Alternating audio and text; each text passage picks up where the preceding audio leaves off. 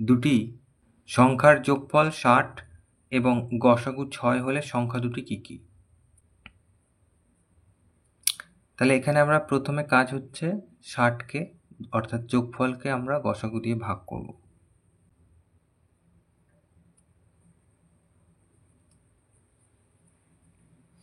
তাহলে পেলাম ১০। তাহলে এই ১০কে আমরা এরপরে যোগফল আকারে লিখব, দুটো সংখ্যার যোগফল। তাহলে ১ যোগ ৯,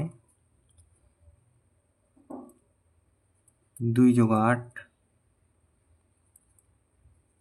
৩ যোগ ৭, ৪ যোগ ৬, আর পাচ্ছি ৫ যোগ ৫। তাহলে এই যে দুটো সংখ্যা তাদের যোগফল, এই দুটো সংখ্যা পরস্পর মৌলিক কিনা দেখব, কোন জোড়াগুলো পরস্পর মৌলিক। তাহলে ১ আর ৯ পরস্পর মৌলিক,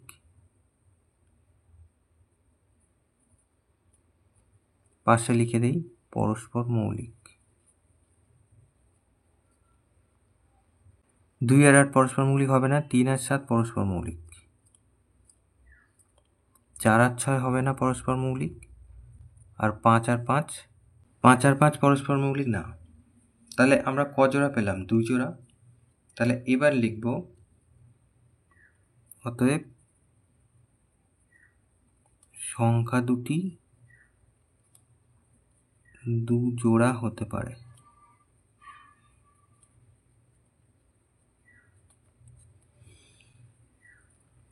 প্রথম যে জোড়া ছিল ১ আর ৯, তাহলে ১ লিখবো আর ৯ লিখবো। এদের সাথে গুণ করব কোনটা? এদের সাথে গুণ করব হচ্ছে গসাগু। গসাগু দেওয়া ছিল ৬।